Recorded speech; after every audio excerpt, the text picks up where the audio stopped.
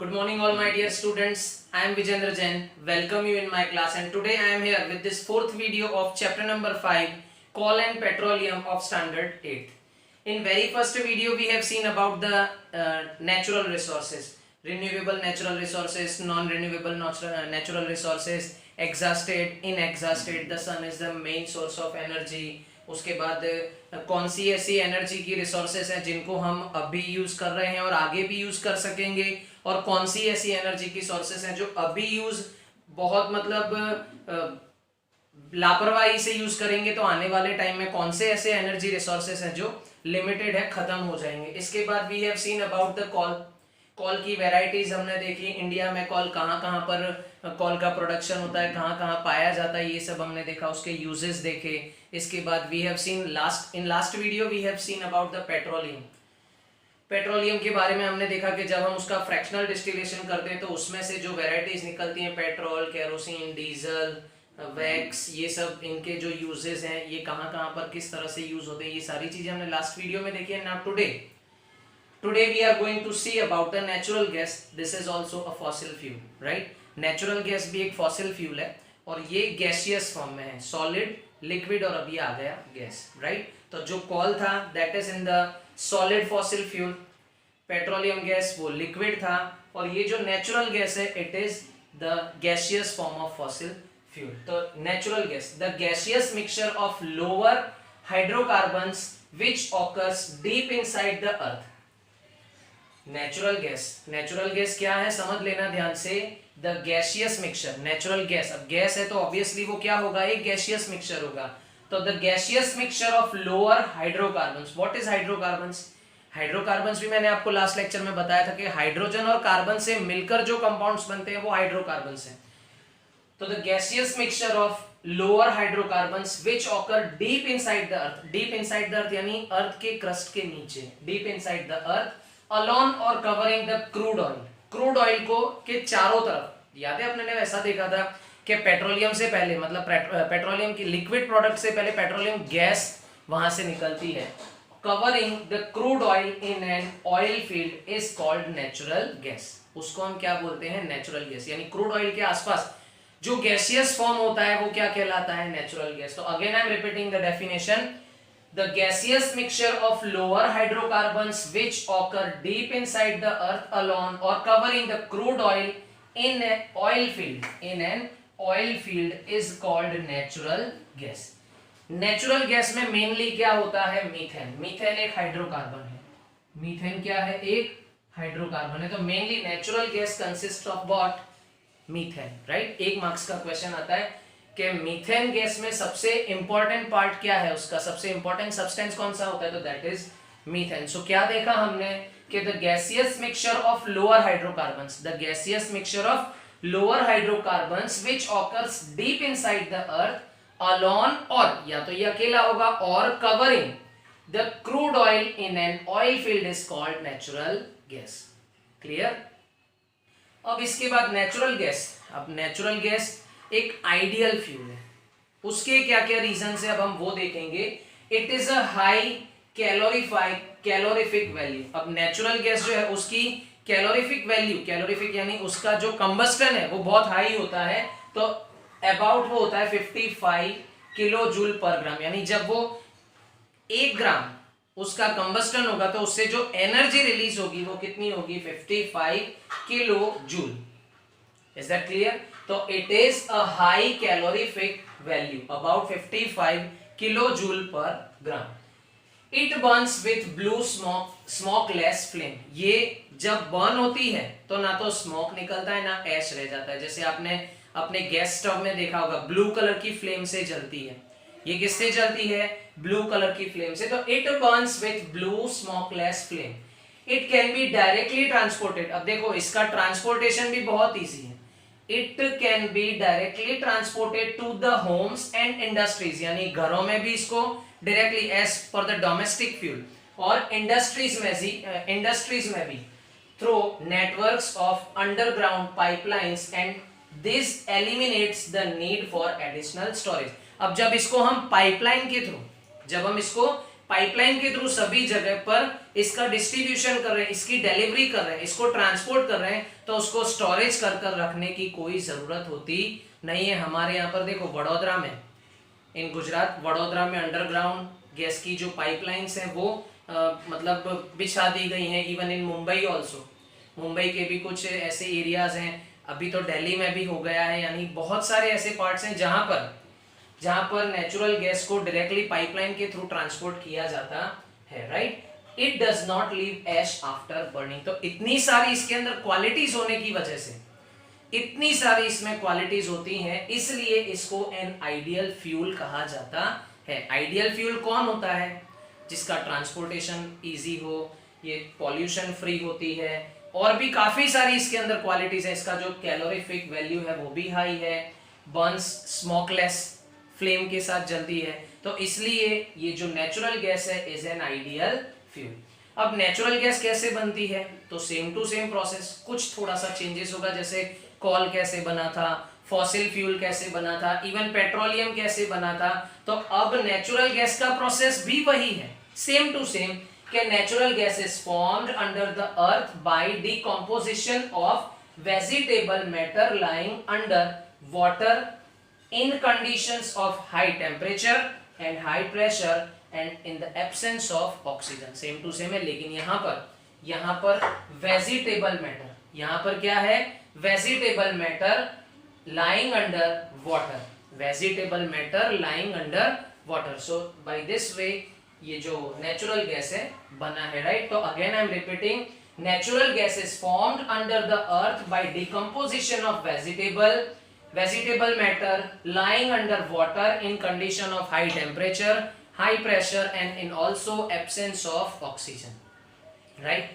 तो क्या देखा हमने? सबसे पहले नेचुरल गैस क्या है, उसका जो मेन कंस्टिट्यूएंट है वो क्या है? मीथेन। इसके बाद नेचुरल गैस को हम आइडियल फ्यूल क्यों बोलते हैं ये भी हमने देखा, राइट। वो कैसे बनती है वो भी देखा। अब नेचुरल गैस कहां कहां पर इंडिया में मिलती है? तो देखो अभी राइट नाउ जब से ये साइंस के जो एडवांटेजेस है वो बढ़ गए हैं, साइंस एंड टेक्नोलॉजी जितनी डेवलप हो रही है, तो वहां पर natural gas fields are found in Tripura, Jaisalmer, offshore areas of Mumbai and Krishna Godavari deltas, यानी कृष्णा कावेरी जो रिवर के जो डेल्टा एरियाज हैं उनके सीशोर मतलब उनके किनारे पर भी ये नेचुरल गैस फाउंड मतलब मिलती है, राइट। तो natural gas field are found in Tripura, Jaisalmer, offshore areas of Mumbai and Krishna Godavari deltas. तो यहाँ पर ये जो नेचुरल गैस है ये मिलती है, राइट। अब एक इसका फॉर्मेशन आता है, दैट इज सीएनजी। जनरली इससे तो हम सब फेमिलियर हैं, हम सीएनजी रिक्शा में बैठते हैं, सीएनजी बस में बैठते हैं, बराबर। सीएनजी के काफ़ी सारे, अदानी सीएनजी पेट्रोल पंप है, रिलायंस के सीएनजी पेट्रोल पंप हैं, सीएनजी, पीएनजी, एलपीजी, ये सब हम हमारी डेली लाइफ में देखते हैं, सुनते हैं, बराबर। तो थोड़ा ये होता क्या है एग्जैक्टली अब हम वो देखेंगे। CNG, the full form of CNG is compressed natural gas. What is the full form of CNG? तो that is compressed natural gas. 1 marks का question. Write the full form of CNG, तो that is compressed natural gas. क्या होगा? compressed natural gas। again we repeat, compressed natural gas। natural gas can be compressed। अब compression का मतलब क्या होता है? उसको प्रेशर के साथ फिल्ड किया जाता है। जो सीएनजी का कंटेनर होता है वो बहुत छोटा होता है, लेकिन उसमें कंप्रेस करके इस गैस को भरा जाता है। तो this is natural gas can be compressed under high pressure to obtain compressed natural gas. The CNG can be easily transported through pipeline. See, अब देखो ये सारी जो इसकी आइडियल फ्यूल की प्रॉपर्टीज हैं वो सब सीएनजी में होंगी, सारी की सारी जो प्रॉपर्टीज हैं वो इसमें होंगी। Next, CNG is now being used as a fuel for automobiles. अभी देखा ना आपने, CNG rickshaw, CNG bus, CNG car, bus, bike, सब कुछ चलने लगा है। तो CNG is now being used as a fuel for automobiles like cars, buses and scooters etcetera. CNG के जलने पर ये किसी भी तरह का स्मोक प्रोड्यूस करता नहीं है। तो on burning CNG does not produce smoke and produced any smoke, यानी ये स्मोकलेस है, right. It products on burning are carbon dioxide. अब जब ये जलती है तब क्या बनता है? कार्बन डाइऑक्साइड एंड वाटर बनता है, और it leaves no ash on burning, same to same है। देखो दोनों की जो प्रॉपर्टीज है, दोनों के अंदर जो क्वालिटीज है वो सेम है, इसीलिए इसको हम क्या बोलते हैं, आइडियल फ्यूल भी बोलते हैं। Therefore CNG is a clean, environment friendly, eco friendly means environment friendly gas है। अब सीएनजी के जो यूजेस है, देखो यूजेस में मुझे वैसे तो ज्यादा क्लैरिफाई करने की जरूरत नहीं है, क्लियर करने की जरूरत नहीं है, आप लोगों को बताने की भी सबसे पहले तो ये एज अ फ्यूल यूज होता है डोमेस्टिक और इंडस्ट्रियल एरियाज में, राइट। इसके बाद CNG it is used as a domestic and industrial fuel.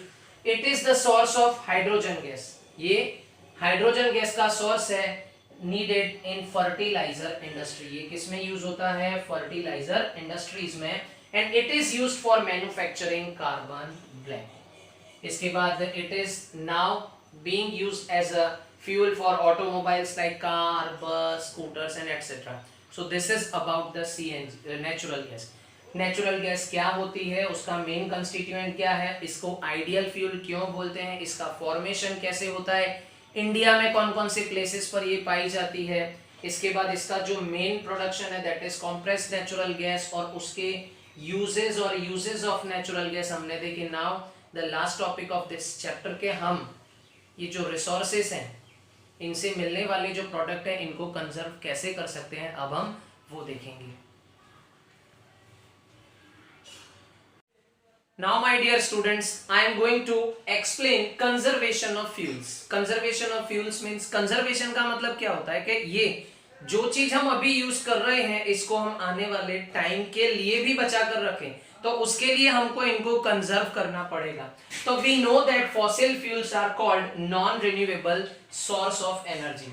Non renewable source of energy का मतलब क्या होगा कि एक बार हम जिनको यूज कर लें उसको हम दोबारा यूज कर सकते नहीं है, राइट। तो we know that fossil fuels, ये जो फॉसिल फ्यूल्स हैं, ये fossil fuels are called non renewable source, non renewable source of energy, because they take millions of years to form and cannot be renewed। यानी एक तो इनको बनने के लिए इतना सारा टाइम लगता है, millions of years लगते हैं। जैसे अभी हमने जो पेट्रोल यूज कर लिया, वो वापस जो स्मोक बन गया वो वापस तो पेट्रोल बन नहीं सकता, तो इनके फॉर्मेशन के लिए millions of years लगते हैं। तो we know that fossil fuels are called non-renewable source of energy because they take millions of years to form and cannot be renewed. So fuel must be conserved.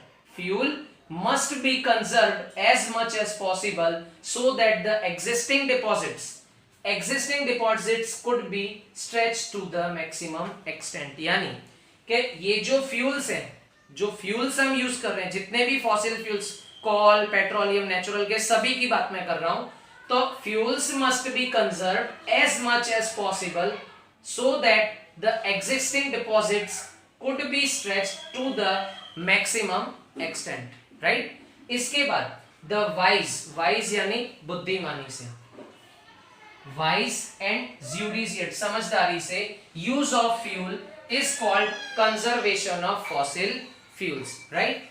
The wise and judicious use of fuel is called conservation of fossil fuel। इसी को हम क्या बोलते हैं, conservation of fossil fuels. उसको समझदारी से use करना है, जहां पर जरूरत है वहीं यूज करना है, उसी को हम क्या बोलते हैं, conservation of fossil fuel, conservation of fossil fuels, right. तो अगेन आई एम रिपीटिंग कि we know that fossil fuels are called non renewable source of energy, non-renewable source of energy, right?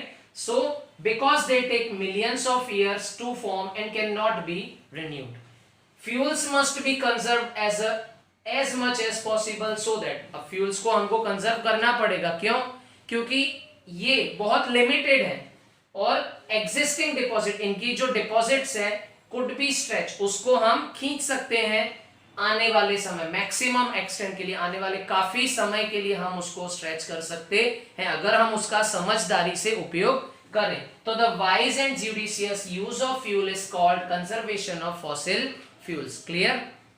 Next, we can do it by adopting the following measures. अब ये exam में 2 marks में भी आ सकता है, 3 marks में भी आ सकता है, और 4 मार्क्स में भी आ सकता है कि explain how we conserve fuels.